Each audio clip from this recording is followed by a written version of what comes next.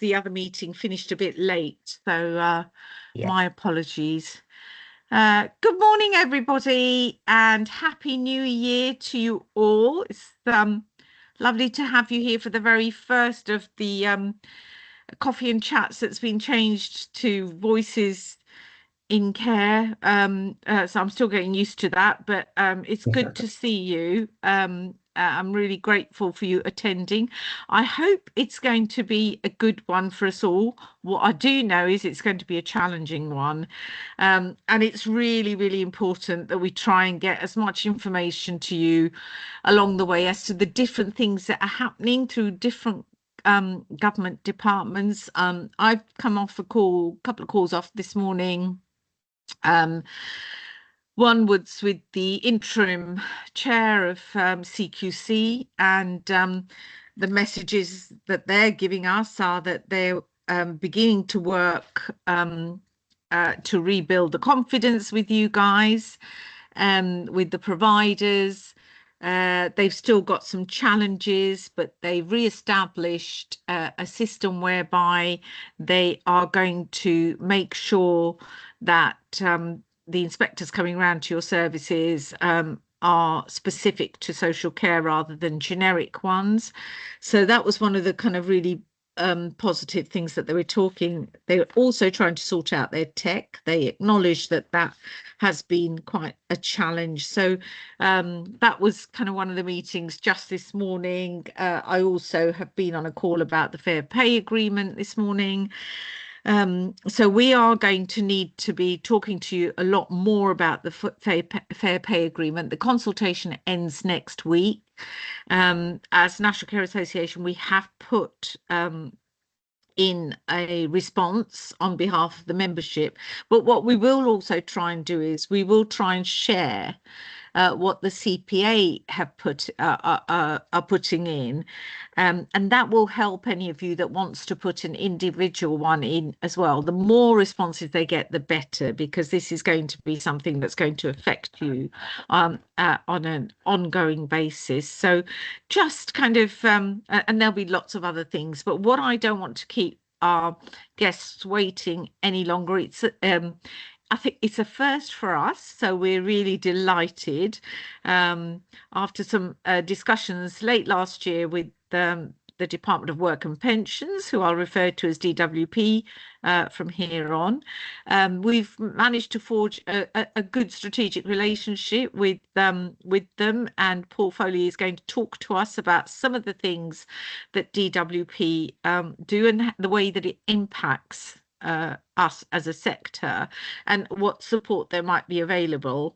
So I'm going to hand over, and I know you have a colleague on the call as well who's listening in. So we will then go to some questions. We may get other people joining as we go along, Paul. But over to you. Okay, thank you very much, Nadra. Morning, folks. My name's Paul Foley from the Strategic Relationship Team within DWP. What do we do, you may ask yourself? Well, kind of what it says on the tin. We forge strategic relationships with employers, national employers, trade bodies, and partners across the UK for mutual benefits for our customers. And from our perspective, our customers are job seekers, and for you guys, it's moving people into employment. So that's a kind of potted history of what the team I'm in. I'll just share my screen just now, if that's all right, guys. I won't bore you senseless with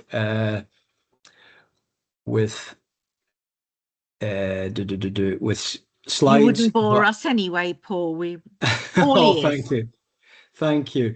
Now I'm just trying to get this onto sharing.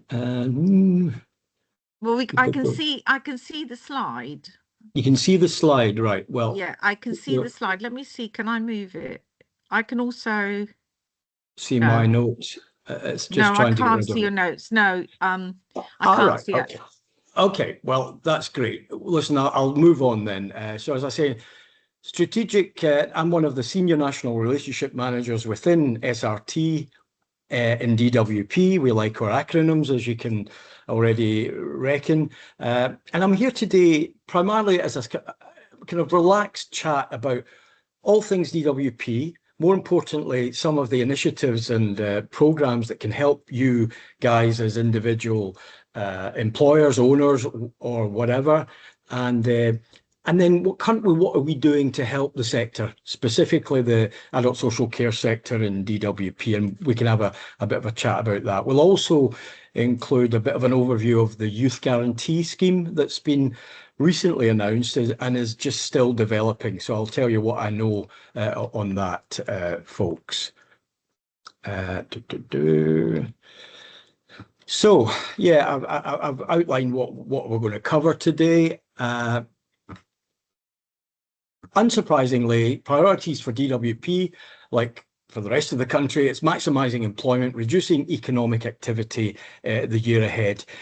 Reforming the welfare system, that's a big challenge for government, as you can imagine in the current climate, whereby we need to look critically at what we're doing to support people back into work, keep them in work, and reduce the welfare bill, because ultimately that's what we're all trying to achieve. One of our big targets this year, as was last year, is people with disabilities and health conditions, those folks that are on the health journey that might need a wee bit more support from us to get them ready and to get them into work, for people like you guys who have the opportunities. Another big target for us, and it's no surprise you've probably heard about it, is young people. There's nigh on 1 million young people who are not at the minute in work, training, or in education. So, I mean, that's a huge target for us to help those. And I'll speak a wee bit later about the youth guarantee scheme that's being introduced. And we also want to do a lot in DWP about improving the service, making it smarter. And I'll speak briefly about the changing face of DWP in terms of the new service that we're going to introduce. So the Get Britain Working white paper last year talked about a goal of 80% employment rate, which is quite a challenging target, as you can well imagine. I don't think we've ever been there, or it's been a long time since we've been there, but that's the target for government. So how do we go about as a department in helping the government achieve that? We're going to change Job Centre Plus, and we're in the throes of it just now as we speak. We will move from the term and the name Job Centre Plus to the National Jobs and Career Service. We're merging with the National Career Service together with ourselves and Job Centre Plus to become this new service, and we're already piloting it in a number of sites across the country, Pathfinder sites as we call it, to see what we can do differently, what we can, be more bold and innovative in terms of our approach to helping employers fill their vacancies, keep their vacancies filled, and more importantly, upskill our workforce to move into those vacancies. Local plans are really important moving forward. When the government came to power nigh on a year and a bit ago, they made the pledge that we were going to work much more locally with mayoral authorities and local authorities to bring that local delivery down into local services. So that's what we're doing along with our colleagues in Job Centre Plus. Youth Guarantee, we'll talk a wee bit about that later. And also tackling economic activity is one of our big challenges in the year ahead. So let me see where we are. Right. Well, I think what I'll probably do now is cover Youth Guarantee, because it's an important one, obviously. £1.5 billion of government investment has been targeted or has been committed over the next 3 years to support young people in the 16 to 24 year bracket to earn and learn.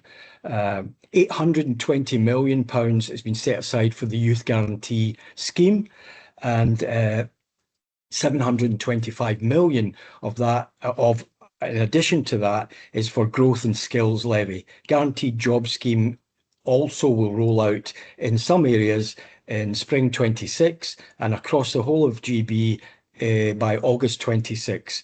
And basically that's, where we'll support young people who are on UC, and we will support them through dedicated work support sessions, followed by 4 weeks intensive support to get them closer and into work.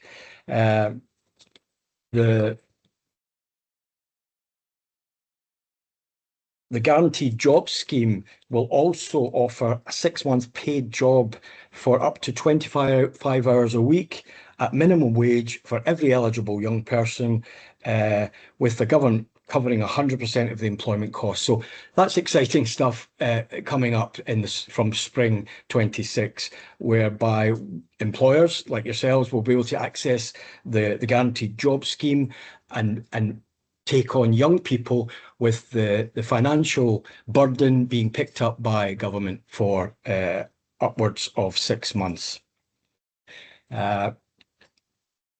Okay.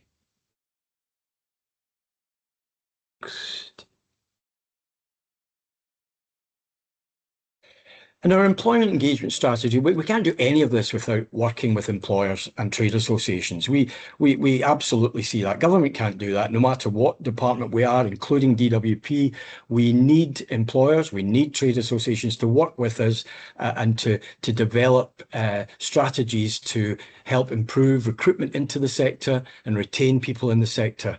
It's a challenging picture. I think Nadra, referenced it at the top of this call, that it's an interesting landscape we find ourselves in this year, as well as the tail end of last year. But we in DWP are committed to doing everything we can to help employers recruit and retain suitable job seekers into the business.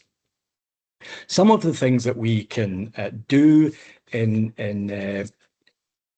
government, in Job Centre Plus, or as it will be developing into the National Careers Service, we have local job centres. There's upwards of 600 across the country. Wherever you're based or wherever you're positioned in the country, your local job centre should and needs to be your first port of call in terms of helping you with recruitment. Local employment advisors, recruitment managers, recruitment advisors are in the job centre just now, waiting, eager to help with your recruitment and retention issues across the piece. We also have the Find a Job site, the internet site that you can upload your vacancies to at no cost, and that gets your vacancies visible to many more job seekers across the piece. You would want to also speak to your local job centre about how you interact with job centre events, jobs fairs, etc., that you can get your message out about why people need to get into the care sector and why specifically it needs to be your organisation that they need to join, because that's critical to get those messages out there and myth bust, etc. We can also provide, and I'm sure some of you may be aware of, sector-based work academies. These are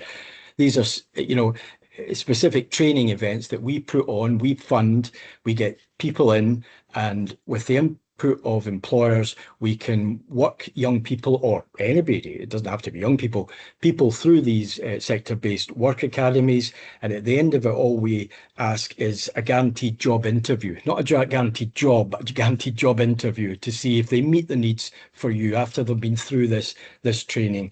And that can be, upwards of 6 weeks training we do. Typically, it's 2 to 4 weeks training that we can provide on that one. Work experience is another great way of testing people's commitment to the sector and to the jobs that you've got. And we would encourage you to speak to advisors in the job centre about that. It's really important that you want to understand more about that. We in DWP, we've committed to creating 300,000 work experience placements for young people through 26. So, and we can only do that by working with people like yourself, working with employers and partners and trade bodies, trade associations to see how we get better at that. We're reforming the growth and skills levy, including fully funded apprenticeships for 16 to 24-year-olds. So that's something, again, that you'll be keen to know more about. We're increasing the skills investment. DFE skills colleagues have already joined DWP, and that whole skills piece has been folded away from DFE into DWP, with bringing with the expertise of DFE staff into DWP to make it more effective. And I've talked about the job guarantee scheme that's coming in from spring in 26. Now let me move on if I can. I'm not sure that's able to move on, but anyway, not to worry. So what are we doing specifically in DWP to help the care sector, the adult social care sector, which is one of the government's key sectors? I mean, along with construction, hospitality, and one or two others, but adult social care is seen as a key sector for us in government and DWP to support. So what are we doing specifically? Well, we've just had sign off from our director who's approved an adult social care spotlight campaign to run over 3 weeks from the 9th of March 26. So a couple of months away for that one. It will run for 3 weeks and it will target everyone in DWP, both our customers and our colleagues, as to all things adult social care, why people need to look closely and critically at jobs within the sector. And prior to that, what we're planning on doing on the 28th of January is having an exploratory roundtable where we'll invite employers, trade bodies, etc., to really fully understand more about the issues and perhaps the products and services that you guys can provide for us to further promote and upsell on to our customers. Nadra, you should be expecting an invite for the 28th of January meeting anytime soon. You know, if anyone is keen on being involved in that whole youth guarantee space, there is a dedicated website that you can go onto and register your interest, both from a trade body or an employer perspective, and it's youth.guarantee@dwp.gov.uk.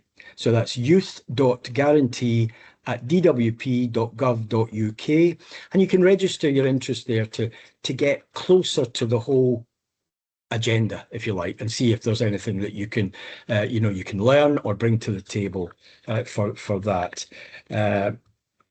But yeah, so our directors approved this spotlight campaign for 3 weeks in March, which I think is really helpful. We done one recently or prior to Christmas for the construction industry, and it was very successful in terms of the number of people applying for construction jobs, the bit myth busting, etc. So we want to replicate that in the care sector for obvious reasons. What we've also done is we've established a network of care sector champions within every district in Job Centre Plus. So that's 35 districts make up Job Centre Plus in GB, and we've got care champions in every one of those districts, and they act as that conduit between employers, trade bodies, the strategic team, and customers. To spread the good news about the care sector and the opportunities that are there for everyone. We amongst other things, we monitor individual job centre activities quarterly around what exactly are they doing to promote adult social care. How many jobs fairs, how many sector-based work academies have they established to promote the care sector? So we keep a close watch on activity at that local delivery level to see what they're doing to support us, all of us in this space. And we're currently actually working with Skills for Care to refine how we might get better at offering work experience within the sector, but bypassing DBS checks in the short term. That's always been that's always been a bit of a, a sticking point, because that can slow things up tremendously, as I'm aware on DBS. But is there a way that we can bypass DBS in certain circumstances to get people to understand what working in the sector's like without adding any risk? But that's what we're currently looking at just now.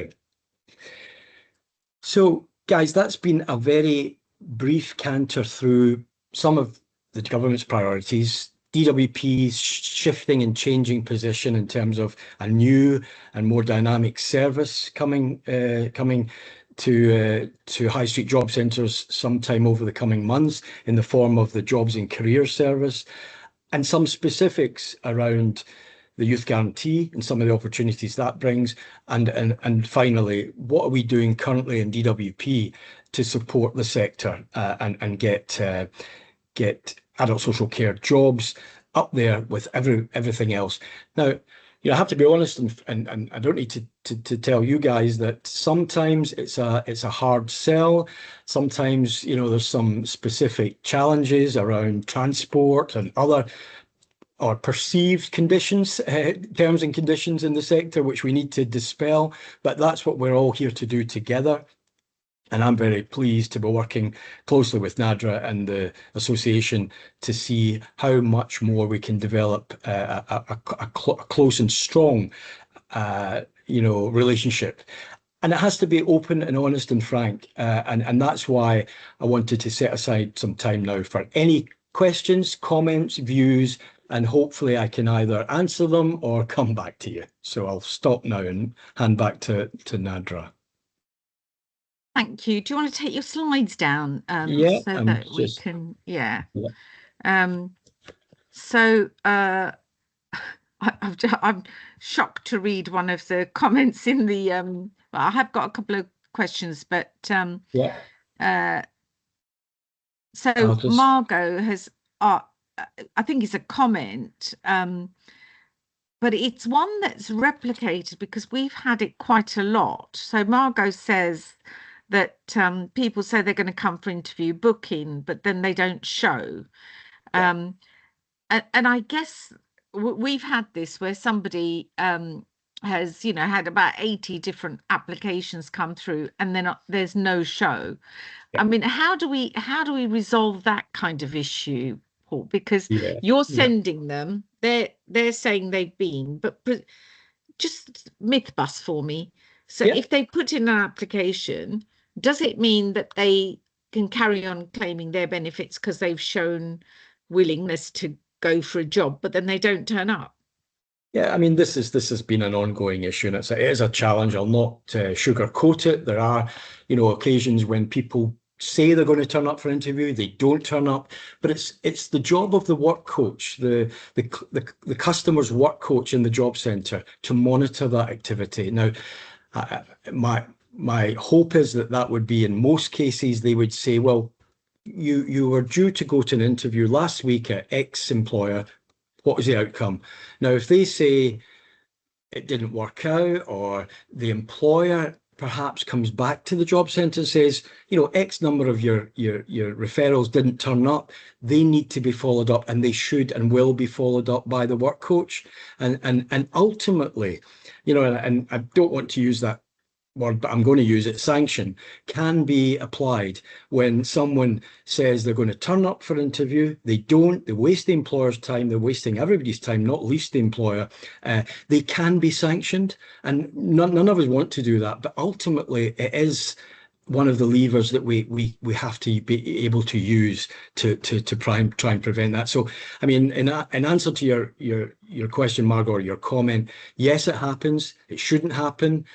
It probably will continue to happen, but we need to try and do everything we can together to reduce that. So as and when it happens, if you have it happening to you, Margot, you go back to the local job centre and say, I set aside some time, I wasted my time. What happened to you guys? I'd really like this followed up and get some feedback, because ultimately, why would you come back to us then, Margot, if that's your experience with customers coming from job centres?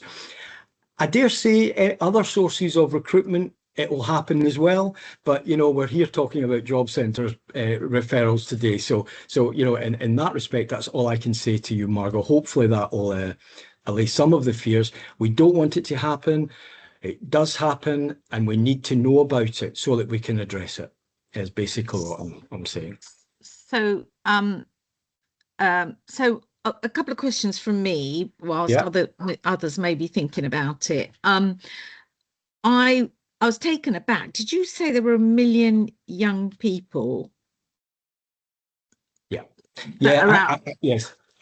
Just short of 1 million. It's 980,000 or 989,000, Okay. but just short of 1 million. And what we call NEETs, not in employment, education, or training. Now that's shocking. That's a terrible testament. And this is a legacy, if you like, from the pandemic, when it really did affect young people more than any other group in the country. And we have been in government, been trying to address that ever since. And this youth guarantee and the many millions of government money that's been ploughed into that is a tangible way of trying to address this and get youngsters back to work. And that's why from spring 26, we'll be able to offer fully funded placements for youngsters going into employer premises. And it's no or low risk to you guys, but government's taking the hit, but it's to get young people back into the world of work and back into learning skills that they need to join the workforce and to join where we all want people to be, is back into work and contributing to UK PLC. Yeah, but yes, it's a scary number, Nadra. I mean, it kind of takes me aback. And the other thing that I was quite taken with is how much money has been committed by government Yeah. Into this. So that shows that there is this kind of DWP is sitting on this kind of commitment to get people back to work, and there is funding behind it. Yeah. It's guaranteed job scheme, all of those things sound really interesting. We probably haven't got the time to uncover everything, but if you'll recall when you first told me about the Find a Job site for free. Yeah. I was quite taken aback. I was kind of thinking, oh, I didn't realize there was such a thing, but colleagues who are on this call might already know about it. Do you have any idea? I don't want an exact figure, but do you get care jobs put onto that site? Do you know? I don't know the exact number. I can get that for you, but it's many thousands. It's in terms of jobs being notified to find a job, it's hundreds and hundreds of thousands from employers across GB. And within that, there's a huge volume of care jobs being notified, but we want more. Absolutely, it's free. It's easy to do. You register on the gov.uk site, and you get your private key in, and you can upload vacancies 24/7, amend them, change them, whatever. And it's just another way of getting your vacancies and your messages out there about the sector. So it is a really useful website. And it's how many of the providers on the call knew about it? I'm just wondering. Anyone, put your hand up if you don't want to. I know a lot of you are off camera, probably trying to do several things all together. So that's interesting, isn't it? So I know we haven't got a lot. Did you know about it, Margot? No. And so that's really interesting. It's lovely to see you, Margot, by the way. She's gone. She's gone. But if we've got one message out there, that's an important message for me, because I was gobsmacked when you told me about it, and I didn't know about it. So I think that's really important. The other thing that I just want people to take on board is these training events. For me, training events has got to be the one thing. So I just wanted to, so these training events at academies, do they include the statutory stuff like health and safety. Yeah. Yes, And absolutely. food hygiene. So my members, the providers can access these in the training centres and put their staff on it or put people on it. Yeah, Is that right? they can. We would work with you guys, with either employers or trade associations, to establish or to do, design the training that's going to suit that locale and the needs of employers in that locale. Ideally, we can do it for one employer who's got maybe a few vacancies, multiple vacancies, or we could do it for a group of employers with similar vacancies. And we work with you to design the course, to design the 2, 3, 4 weeks, whatever it is, to include everything that you've just said, everything that you need as an employer. And sector-based work academies, it's a really successful route to get local people trained for local jobs, and that's the key, isn't it? Because it has to meet the needs of the local employer and the local labour market, and that's why we keep them very localized. Yeah. Thank you. Because I think that, again, something that a lot of our members won't know about. We concentrate on the job centres. And Ryan, I was shocked by your thing that you got thrown out. Although knowing you, I'm not surprised you got thrown out of a job centre, to be honest. You're on mute. Now, oh, can you not come off mute? Well, probably not. Just as well. Yeah. Oh, you're off now, Ryan. Am I there now? Can you hear me? I can hear you now. Well, I went into the job centre to say that we wanted to advertise a job. And it was full of people who, well, I would say was struggling really with life, itself. And this gentleman in it, in like the standard black jacket, the big burly sort of. He said, "What are you doing here?" I said, "Well, I've come to put it." Naively thinking just had the cards that he could put up, as the job. He said, "Do you have a number?" I said, "Well, I don't really know." He said, "Well, if you don't have a number," he said, "you can't stay in here." And he bundled me out and pushed me through the door. And a number of years later, he's now a singer in the care home. He's called Kylan. He's a great singer actually, and he's a nice guy. He's pivoted, Ryan. Yeah. I'm shocked to hear that, Ryan. Absolutely shocked. The only saving grace is it was some years ago. So it was years ago. I must admit, I haven't. I should say it would be 10 or 12 years ago. It's a long time ago. Right. Yeah. Well, I mean, if it's any consolation, thank God we've moved on from those days. I don't think now you would be bundled out in any shape or form. The fact that I was surprised at the time, really. Yeah. The fact that you're an employer with potential opportunities for our customers, it's now you're welcomed with open arms, quite frankly, Ryan. And as we move and I'll go back. Aye, please do. And I'm going to. It's only about half a dozen doors down the road. I'll go and have a look. Yeah. Please do. And if you have any feedback, good, bad, or indifferent, please do feed it back to me, Ryan. I'll give you my email at the end because I'd be interested. Oh, that's lovely. That's lovely.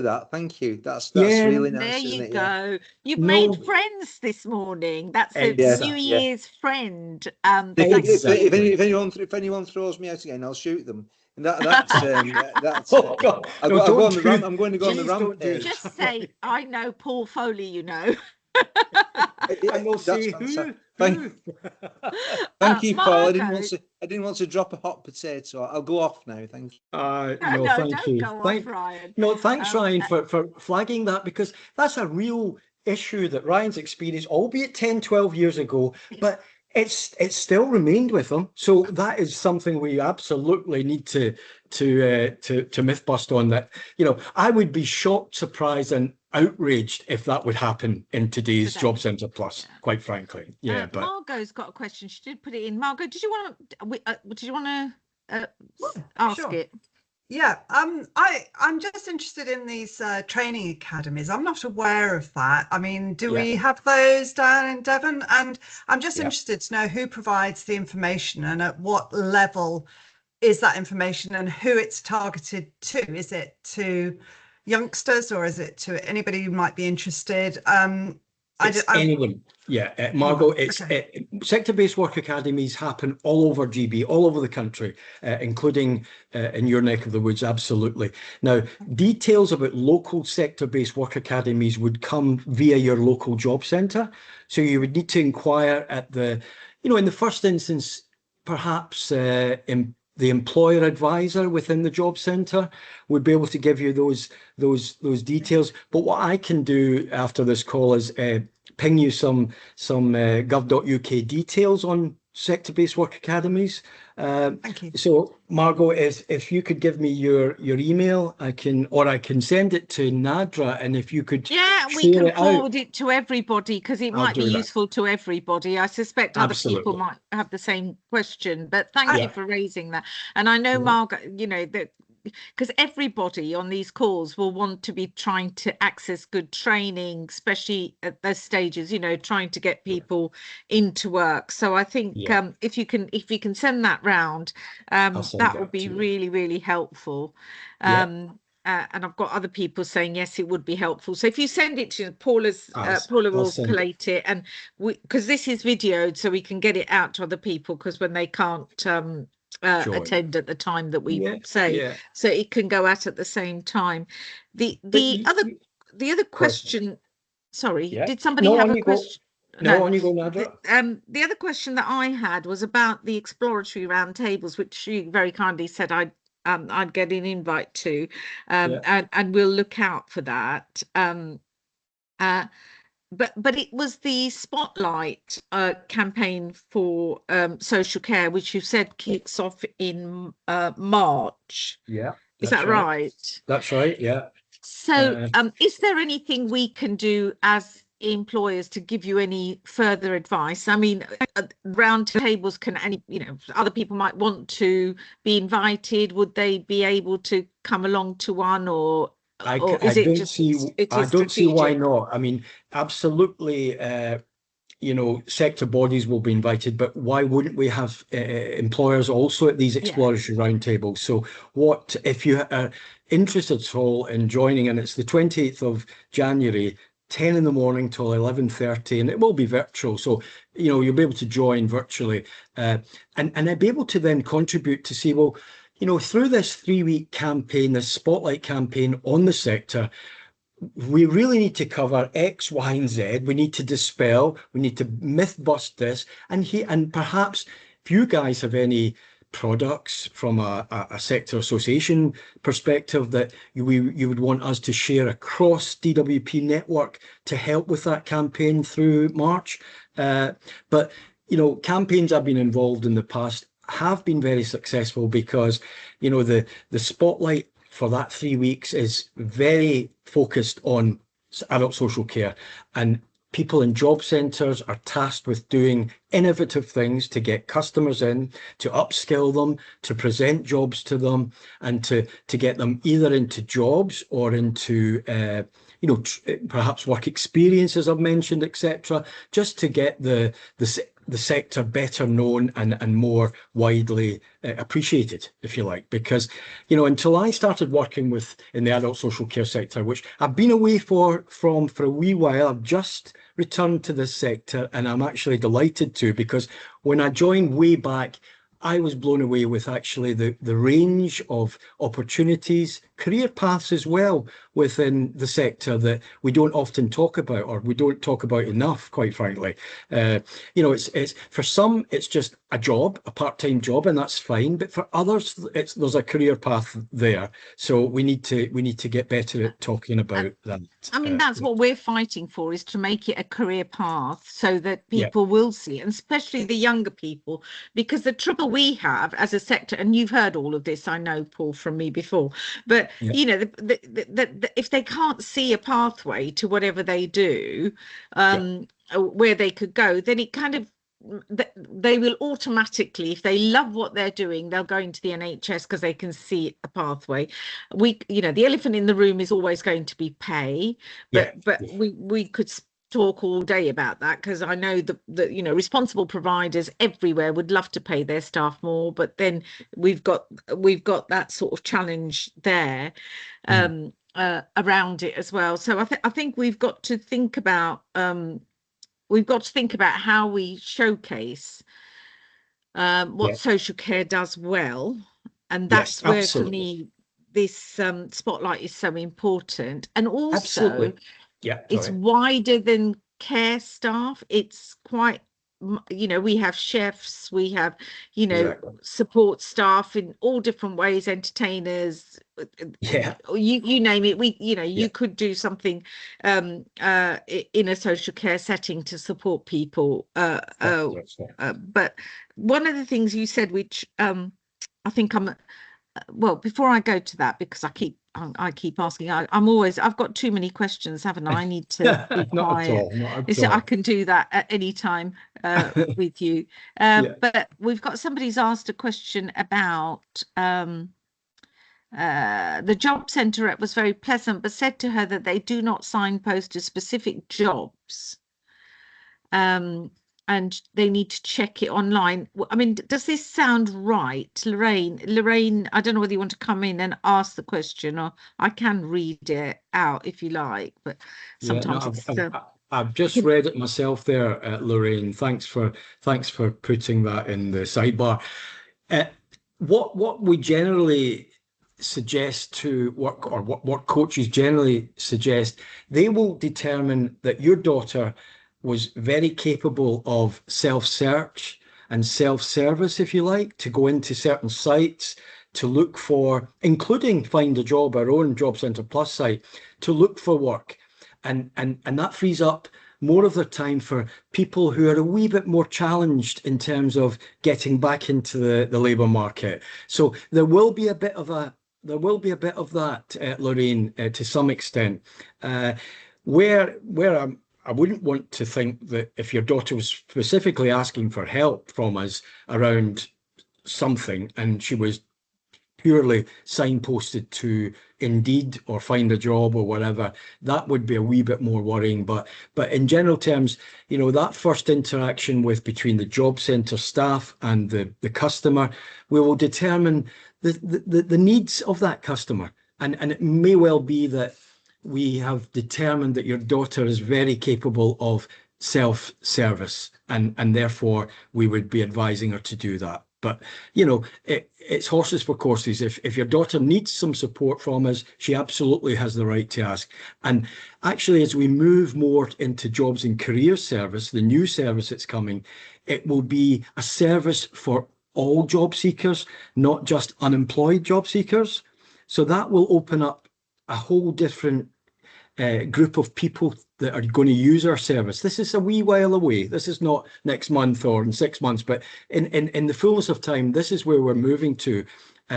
We'll not only be expanding our customer base, which can only help employers like yourself. It's not just unemployed job seekers, it's job changers, etc. But we'll also be using innovative ways of, they talk about job centre in your pocket, you know, using IT to be able to access jobs, etc. So that's all in the pipeline, and that's not helping us here and now, but that's where we're going, and that's where we're moving to, folks. So yeah.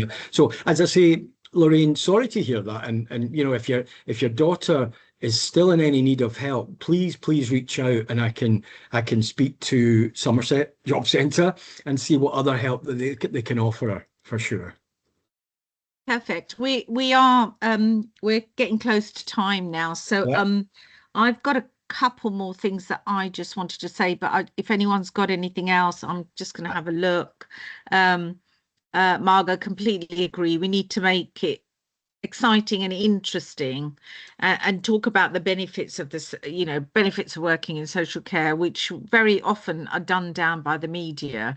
And I think that's the bit that's really important. So whatever you do during that campaign, Yes, you know, the enthusiasm, it is critical. You know, why would somebody come and work? Because I see the recruitment camp. This is not the same recruitment. No, this is not the campaign that DHSC are running. This is a separate DWP campaign. Separate Perfect. DWP, absolutely. Yeah. So I think we need to get behind it as well, because it is really important. My next question was just, it's about seeking clarification here. You said something about bypassing. You were kind of the DBS piece. Of course, I think legally we're not supposed to employ anybody who hasn't got a DBS gone in. You know, we can have them working with us, but they have to be supervised. So just clarify that bit. I mean, that's again early stages, Nadra. I thought that might, you know, set hairs running, to be fair, when I mentioned it, but I just picked this up yesterday actually from a colleague in another part of the team who's working with Skills for Care, and she simply mentioned that we're beginning to explore, is there ways that we can get people in under work experience but not have the DBS check done. Now, I was surprised myself, because for a whole raft of reasons, not least legally, I thought that was an absolute stickler. But all I would say is watch this space. I'll find out a bit more about that. And actually, when you're with us on the 28th at the exploratory round table, that's something that you could flag, because, you know, it's about the whole sector and everything within the sector that can help shift minds and hearts and minds. So yeah, raise it on the 28th, and there might be some more clarity then, Nadra. I'm not sure, but you know, please do. I've got the invite, Paul. I just thought I'd have a quick look. It is already in my diary, so right, good. So I will, and I have accepted. Great. So I mean, Ryan's just put one interview's turned up, one hasn't. And he's put his email address in as well. But I just want to kind of go through a couple of things that I think are really important that's come out of this. The bit about, you know, being in touch with your job centre comes across now in a much stronger way. The money that's available, which the government has committed, especially the money, I'm assuming it's two different pots. I know you said three, but I didn't get time to write the third one down. 1.5 million committed by government, then 820 million specifically for youth. Youth guarantee, and then in addition to that, 725 million for growth and skills levy. So that's to look at the whole skills piece and see what more we can do in that space. But overall, the government has committed over a 3-year period, £1.5 billion in this space. So it's substantial amounts of money, and we need to make sure that it's it's producing the goods. So I think so my kind of offer is that if there's anything we can do to support that in making these things happen, then obviously we're here, and I'm sure people will be really happy to support any initiatives or any pilots that might be coming around. The important message for our members is that look at DWP, get on that site. It is for free. Have a look. I suppose the language that we use in the adverts is also key, as you know, and that goes back to Margot's point about making it interesting and all of that. You're right, because sometimes, I mean, I've had a look at some of the ads from the sector, and they are unwittingly probably skewed towards women of a certain age, you know, so we need to make it absolutely open for everyone and make it dynamic enough for people at least to pause on the ad and say, this could work for me. It might be that, you know, job returners of a certain age, whether it's men or women, it would be useful to go back into that environment. But, you know, we and again, that's what the 3-week campaign in March is all about. It's about dispelling those myths, bigging up the sector, making it exciting. And, you know, I'm really, really excited and committed to doing the best we can for that. Yeah. I mean, the term I always used to use when I used to advertise for my care home was, if you're considering a change in career. I always used to be my big thing. Good And I one. think it used to make people look. They used to Yeah. think, oh, what is this Yeah, new exactly. career that I could go into? Exactly. Rather You than know, just this little job here, and that might suit many people, but for others, the word career is the hook, if you like. You yeah, know. yeah. So yeah. But then I had to explain to them that they, you know, there wasn't a kind of a career as they would have envisaged. Not a But career structured path. yeah. But there's, you know, about a structured role in the world. But I have to say, one of my greatest joys is that in the 15, no, it was more than that. I don't know how many ever years I was running care homes. I had 12 members of staff go on to become nurses. Wow. And I always thought that was an amazing achievement. Great. Because, Amazing. Yeah. you know, it was a bit of a sort of gulp, but they were all great people. And I still, you know, until COVID, I still had contact with a couple of them. Yeah. That just used to say, I remember when you used to say that, and I used to think about it. Mm. So it does happen. There is a career, but it's Yeah. just sadly not in social care. So, and that's that's a separate fight that we have to have with Absolutely. the Department of Education. Yeah, But no, other than that, been, yeah. Any final I mean, points the from other you? thing, the other thing I just want to kind of make to our colleagues who will be watching this later, or those that are here, is it is really important to report if you have attendees that are coming through the job centre, because if there are, you know, if sanctions are available, it will stop us having so many coming through, you know. Exactly. So you know, and it's our absolute responsibility to address that. We can't forever think we can throw in a whole number of candidates at a job vacancy and hope some of them stick, for goodness sake. We have to be much more you know, scientific about who we're sending, why we're sending them, and when they're not attending, we need to know about it to address with the customer. So you're absolutely right, Nadra. Yeah. Perfect. So all that's left for me to do is to thank you so much, Paul, for coming along. No problem. And giving us so much food for thought. So really appreciate your time and for putting up with me in those meetings consistently, hammering stuff home. No, it's been a pleasure joining you this morning. I'm very, very pleased to be part of this group now. And remember, via Nadra, you know, if you've got any issues, any questions, any thoughts at all, via Nadra, it'll come to me.